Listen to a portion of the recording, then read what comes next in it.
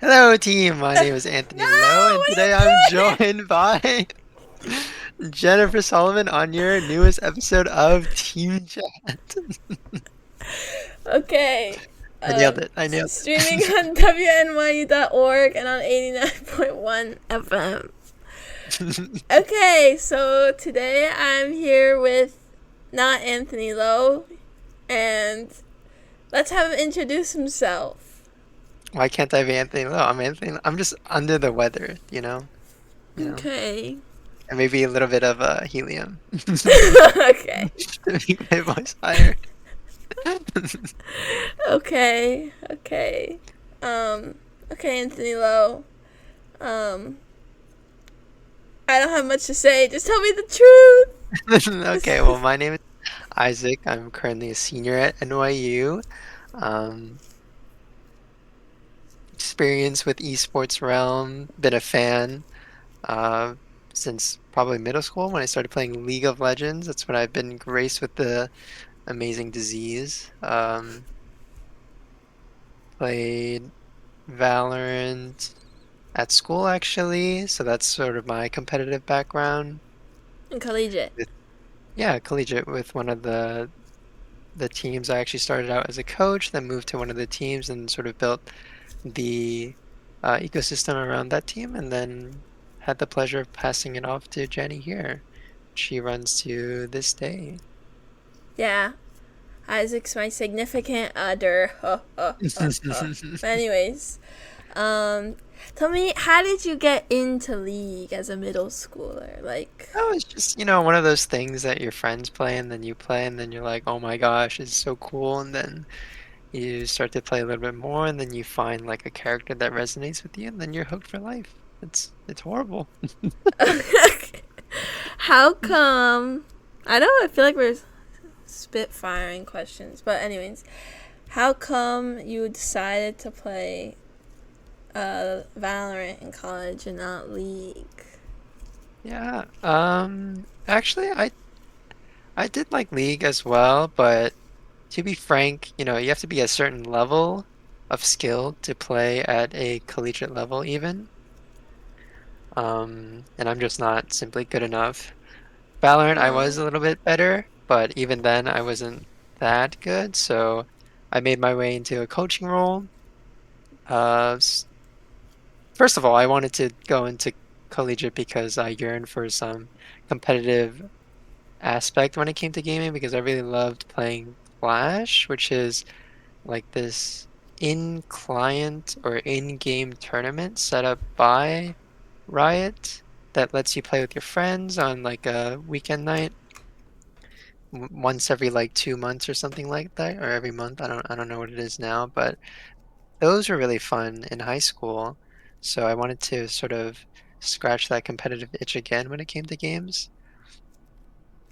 Made okay. it into the Valorant scene, made it as a coach, and then from that coach position, I made it into the lowest entry team for Valorant. And there I became the captain and I sort of built a culture of fun and trying to improve and um, still keep that competitive nature around it. And it's been fun. I think, year and a half that I did it. Mm-hmm. I think it was a year and a half, maybe 2 years. I don't even remember. Oh yeah, makes sense. Can you Yeah. like explain the difference? Like, why do you have to seek out a collegiate team for a hmm competitive experience rather than just like playing ranked on the client? Can you like explain why Oh, that might yes, be different? that's a good. Yeah, thank you. So, yeah, all of these games are competitive games by nature. You're playing against other people, and then they even introduce a ladder system. So, unlike traditional sports, like maybe unless you're very, very good, you're like ranked, but everyone is ranked in a video game. Like you can see, um, you're How, placed in like tiers, yeah. like iron, silver, gold, diamond, like those kind of tiers, and you can like visually see your rating go up and down with each game you play. So there is that aspect, but the thing about that is when you load into a game, you're queued with four teammates and you're playing against five random people. Um, you've never met your other four teammates and you're trying to have to communicate with them for the first time. Um, so it's kind of like a pickup game, like in basketball or in volleyball if you go to like an open gym or something like that. It's Mhm. not it's not as fun. Like sure, you get to still play the game and be competitive in that sense, but you're not really building like team chemistry or you have like set plays or like you get to feel as like one unit. Mhm. I think that puts a lot more weight into the winning and losing of it, the thrill. Mm, So I makes think sense. seeking out a team, a collegiate level, uh, fills that really well. Oh, I agree. I also think like one thing you didn't touch up upon with like ranked is like or like the tiers and everything in competitive queue and like four other random peoples is that sometimes people are just mean Oh, that too, and yes. especially like as a girl like people are like really rude and toxic. I personally don't have too much of a problem using in-game voice comms, but some I know a lot of girls that do because like the second you talk it's like oh my god, feminine voice like kitchen and dishwasher. Yeah, yeah.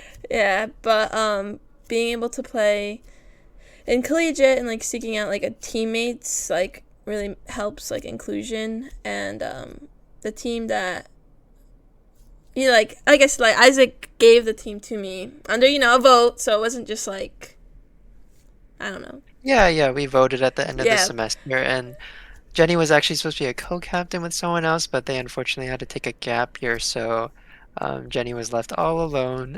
yeah, yeah. She's been But doing great. She's been doing great. thank you. But yeah, going back to the women in games thing, I think yeah, that's a separate challenge because, you know, like a decade or two ago, like the people that are playing games are like those stereotypical, like if you pull up like a do you know that's can I talk about TV shows? I think so.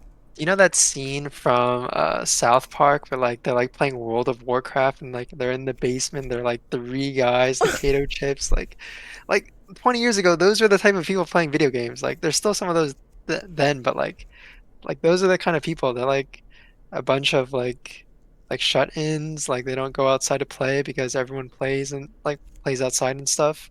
Mhm. But now I feel like video games have become a lot more normalized and you're seeing a lot less hate and seeing a lot less hateful comments towards women, which is great. There's still a lot out there, but it's to the point where um, at a institutional level, I don't know if that's the right word, but there's a lot of support for marginalized genders, and there is there are a lot of outlets for people to speak Join. their opinion and yeah, also join other people, validate, support each other, and things like that. So It's I getting think, better. sorry. It's getting better. Yeah, I think it's getting a lot better, but it definitely is a thing, and it is hard to break into that, especially on the competitive side, that culture of Joining random four people and then yeah, they're like being hoobada baba yeah, mean. yeah. But yeah, no, I wanted to go with like I brought that point up because like the team that I currently captain is majority girls and I think Hmm. that's like really nice. Especially like after like everything we just said.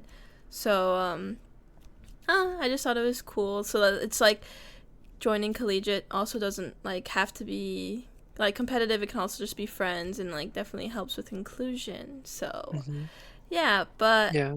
yeah, I think I think if we move it to from collegiate to like the highest level of play, like esports, if you again step in this time machine and go back together with me 10, 20 years ago, like all these people were like living in gaming houses like maybe one and two rooms. Like it's impossible for a woman to live like that and play games with people, sweaty nerds. yeah. Yeah, so I think do you want to talk about like the separation of females and males in esports because I feel like esports is like the one sport where you can actually have like co-ed and it be pretty. I disagree. Really? You disagree? Because Yeah, you I want to know? think No, I yeah. think the point that I just brought up, like the living conditions, like because pros practice like you guys talked about this on a prior episode. I'm a big fan, by the way. Prior episode, like they're practicing like 16 hours a day and like living and breathing with their teammates. Like you can't really you can't really do that opposite gender because there's different needs and wants and like lifestyles and things like that. Like it's just a little bit different in my opinion. I don't know your take on that, and then you can also segue into the point that you wanted to bring up. No, I just interjected because I wanted to say that I think bowling is one of the sports where you could be co-ed and compete. Oh, really? Yeah, Really? because a 300 is a 300. I don't 300 necessarily to think 300? there's Hmm. like anything separating. But are you? Yeah, mhm. Yeah. No, I'm The just only saying. reason I Oh, say esports is because I'm so sorry. The only reason I say esports is because there's not as much physicality when it comes to no, I um know. the sport compared to other sports. I guess bowling is like one of those things too, but I know. I'm just trying to be like, actually, mhm. and I'm not. Yeah, I don't know. Yeah. It's just a random point that I thought was funny. Hmm. But Hmm. were you saying like not necessarily like you saying like the separation between like all girls and other like underrepresented genders can't live in a house or like co-ed like live in a Yeah, so house? So let's go back to that point. So I was referring to like 10 years ago when esports was at its inception. But nowadays, like organizations have a lot more money. I think co-ed housing is a lot more feasible, if that's what you're referring to. But I think that in general, just the team dynamic of having like opposite genders on the team is not easily manageable because I don't think we've seen any of that in any competitive scene at the highest level for esports. I think the closest that we have is Fluorescent on that European Valorant team, but I don't know anything about that. Like how their communication goes, like how the culture is with a girl there. Mm-hmm. So I think that's pretty interesting. And I think this conversation is very applicable to today because Marvel Rivals is booming and Oh Sentinels just yeah. announced, yeah, a female um, player on their roster, which is like insane, which is really hype. But I think that ultimately means that it is a co-ed roster. So interested to see the longevity of that and hopefully it becomes a norm because I think, again, esports is. Okay, I don't want to. It's controversial to say that like you can't have like a girl playing like the MLB or like the NBA or something, but like it's not a thing, No, and I I feel get like it. esports is like the first place where it could be like a thing. No, I get it. I understand, and I like your opinion. Oh, Oh, thank you. yeah.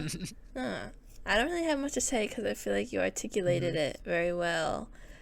Yeah, I Um, mean, just something that we can keep track of as the days goes by. It's something cool. yeah. I mean, there are like full women teams that are like playing close to the level of the very highest pro teams, which is very cool to see. So hopefully maybe we can see an all women's roster, like break it through challengers and qualify to Ascension, like and earn their spot in the highest league in, let's say, Valorant, for example. That'd be pretty cool to see as well. But yeah, I think the co-ed team thing has never really No, been successful in the scene. yeah, no, I appreciate like your perspective because I feel like a lot of people just immediately think like, oh, girls aren't as good as guys. Like that's why Hmm. it's not a thing, but rather it's more of like the psychological needs and wants Yeah, between yeah. both rather than just skill level and such. So Yeah, that's I think that's like a lot. I think that's a lot more to do with it than skill. skill. Yeah. I think it's also kind of like a systematic problem because there's no like very good outlet for very good female gamers to make a living, if you know what I'm saying. If you're Hmm. a personality, you can become a streamer and make loads of money if you're successful, but you can't really make it as a female pro. So I feel there's less incentive for women to be as good or like as elite than guys are because for guys there's you know No, it's I get evident that it's a very feasible profession, even though esports is not a it. uh the most lucrative profession. I low-key want to talk about that. Yeah, yeah. I mean, yeah, we can move on. I think I want to hear more about like you and like what Oh, your thoughts. Like, oh, we have a question from the first episode. Like, is hmm esports a real sport? But hmm let's just talk about how you're a fan of esports and like what? How do you watch it? How do you consume it? Like, what are your hmm thoughts currently? Like status, and then sure, you can go into like how it is as a profession and stuff. Oh, actually, how I watch it, I wanted to talk about the You have a lot str- to talk yeah about. the streamer um, how streamers are literally carrying the industry, but we can touch on that in a little bit. Yeah. So yeah, a fan, it's just like how you become a fan of any other sport. You find like a really good player or like a really good team that like has some like crazy moment, then you like become loyal to them throughout your time of watching the sport. So for League of Legends, for example, I started watching back in like 2016 or 2017 when TSM was like the best, RIP TSM. TSM was like the best team in North America, and they're like just dominating, getting first place in like all the leagues and winning North America to go on to Worlds and 06ing and going to the airport really quickly. But um, no, they were great, and they had great personalities on the team. Double Lift, who is their star 80 carry, um, was always great, like the best in the league One and of the best. one of the best in the leagues. Thank you. Um, You met Double Lift too, right? yeah, and I did meet Double Lift. Yeah, I like sniped him out of the bathroom, but that was really awkward.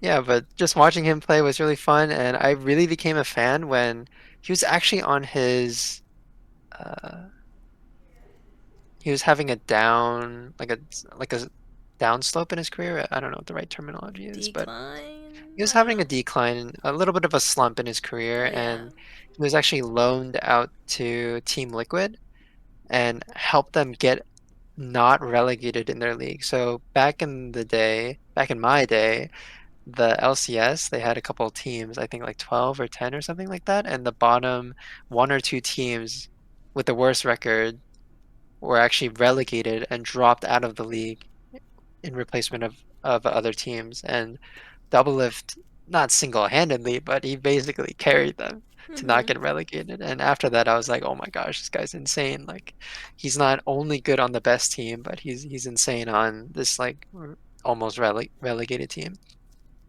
Yeah, and you just follow storylines and you just get hype like that. I mean, another moment I think Riot also does a really good job of the marketing side. They push a lot of content and media to drive stories for not only the players, but rivalries and things like that. And I think the best example is Worlds 2023. Who was it? Do It you know, wasn't the Rick? grand finals. It Oh. wasn't the grand finals, but it was when JDG was on their way to make the Golden Road, which was like winning MSI and winning Worlds. MSI is like the mid-season invitational tournament that happens, I think, in like the summer or late spring. And then Worlds is the big event. It's like the championship, the grand finale of the year, which happens, I think, at the end of summer, beginning fall. So anyway, JDG Chinese team powerhouse. They won. They destroyed everyone at MSI. They're looking like the best team going into Worlds. making their golden road, which is winning both in a row. No team has ever done that. And then P1, historic, or you guys talked about it a lot. They have Faker, like the LeBron James of League of Legends, on the team, and all the promotional material, like it was so good. Like my friends were watching it the second it came out. We're like screaming like little girls, like over the videos. We're like, oh my god, it's it's so good. Okay. Like driving the story, like it was amazing. Like things like that, like being a fan of esports, like it's like great. It's great for moments Mhm. like those. And the games themselves are great, especially if you go in person. If you watch with friends, like it all the merrier. Yeah, you went Um, in person yeah, I went in person. at the Hulu Theater. Yeah, for those are like a group stage, like during like a round robin. That was also great.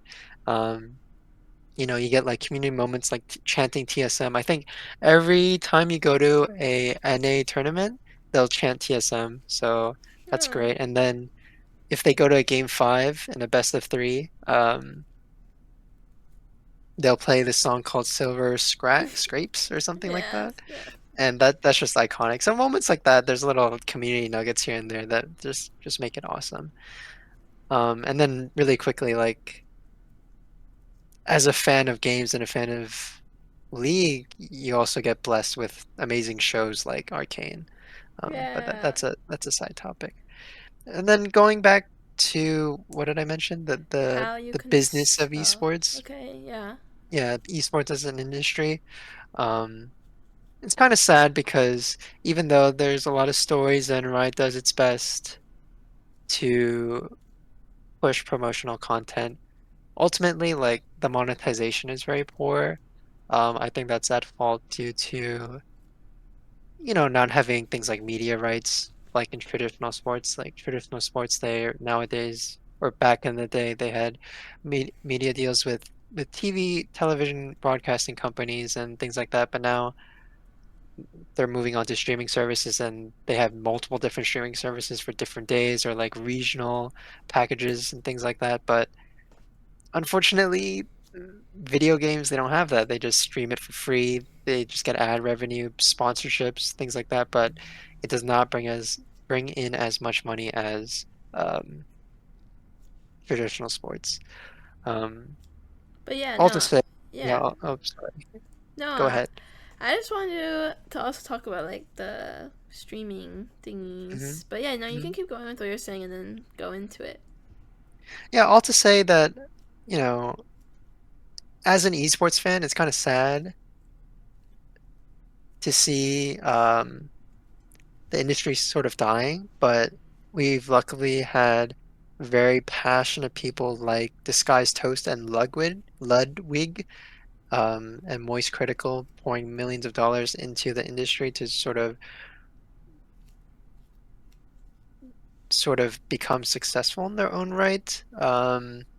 I don't really know what their end goal is. It's definitely passion projects on their ends, but it's really nice to see the community sort of rallying and taking their own initiative to keep the sport alive. Um, for those who don't know, Disguised Toast, Ludwig, Moist Critical, they're content creators who have millions of views, millions of people watching them every day, their content, things like that. And basically, they are investors of and founders of gaming organizations, and they sponsor players to play games and things like that. Um, and they, for all functional purposes, they operate as a business like any of the other organizations in the league. Um, and it's just cool. It's just cool to see, I think, even though they're losing a lot of money. Yeah. So that's a cool initiative from the fans, I guess, from very wealthy fans Yeah. that are into the sport. But I think another thing to touch on are teams like Los Ratones by Cadril. Cadril is one of the most, I think, the most popular co-streamer. Co-streaming is when um, they hold an event on like a streaming platform like Twitch or YouTube, and your content creator watches that live stream as the game is live. So I think that's another aspect. That's another way to view content as a fan with your favorite content creator commentating as the game is live, seeing their reactions, seeing them go hype. And Kedrill's one of the best. You know, he has great insight into drafting, the game, champions, um, champion interactions, things like that. And it's really interesting to hear. But then he's also very silly and goofy and very fun on screen. So again, he's great. And what Los Ratones is he's a coach for this team of mishmash content creators who are some are ex-pros and things like that. And he's sort of not documenting because he's like streaming for content, their progress through this European league. And I think that that's also great to bring in viewership and that storytelling branding to people to these players for people to care about. Um, because I think compared to other leagues, like the NALCS or what is it called now? It's not LTA. NALCS. The LTA, like as much as Riot does do a lot of marketing and things like that and try to create and drive stories, like if people don't care about, it's hard for people to care about um, the this sport if they're not too interested in it. But because we have people like Disguised Toast, Ludwig, Cajal, who are these popular content creators doing it, um, it draws a lot more attention. I think that's where I was going with all of this. I'm just rambling, No, it's but okay. essentially, yeah. As a fan, there's a lot of great things that esports has and does and things like that. But unfortunately, the industry is a little lackluster. It's on the back burner, but we have great content creators that try to drive more narrative and try to drive more people into the sport to sort of keep it alive. Yeah, that's my No, ribbon on that topic. I like that. Oh, thank you. Thank you. No, thank Well, you. well, since we only have like around 3 minutes left, I think just to like wrap it all up, like you are referring to esports as a sport, hmm so why do you think esports is a sport? Or if not, why do you keep calling it a sport? I guess, hmm but yeah, no, just real quick. Yeah. I think sport is like anything that engages in your competitive side. So like I would consider chess a sport of a sort. Whoa. Like I don't think a sport has to be necessarily like physical, per se. It Yeah. just has to get you in a place where you're honing your skills, improving yourself, and things like that. I think you can have physical sports and non-physical sports, so I'll leave it at that. Oh, I like that. Yeah. Okay. Well, do you have any more like final remarks you want to get to, or? I think more on the monetization side. Okay, I mean, if you can say in like a minute or The two, minute, that's fine. Yeah. yeah. Uh, so Riot, I've been talking a lot about Riot based tournaments in esports. I'm not too familiar with like Counter-Strike, Overwatch, or other leagues like that and how they monetize their money. But Riot, a lot of their revenue comes from skin sales and things like that. So recently they got rid of their Hextech chest, which is like their free incentive for like just playing the game of League of Legends, and they recently brought it back, which is like crazy. So, if you had a quick remark on that. No, I like the chests. Yeah, hmm that's all. That's all. Yeah, but Yeah, anyways. yeah, it's just crazy that um that's like a huge source of their revenue that they have to rely on skin sales, and that's also a tricky thing in League. Like you're kind of losing money, and that's why they try to make that switch into a new monetization platform with getting rid of the earn to play to earn model. I don't know the Yeah, right play to earn. terminology. That makes Play to sense. earn model. Yeah.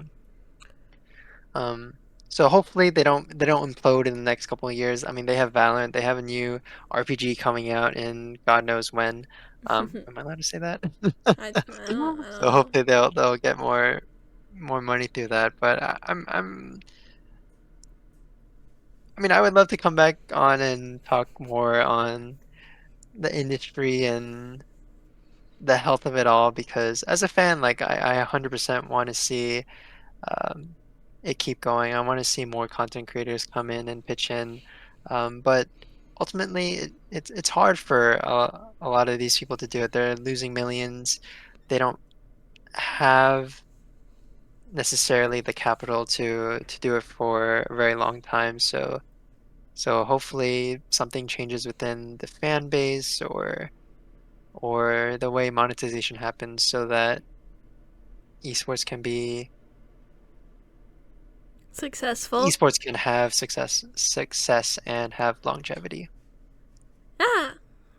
Yeah. Sounds amazing. Noah, thank you. I appreciate you coming on the show and pretending to be Anthony Lowe at the beginning, but then Oh, thank revealing you. your true self. But we would love to have you on again. And I don't know, do you want to do the thank you? Just like a quick outro if you want. You should Thank know you. it. Oh, Oh, okay. Thanks for yeah. listening to Team Chat. Bye. Bye. Bye, Stuff Kuchin goes, ah! Oh my god.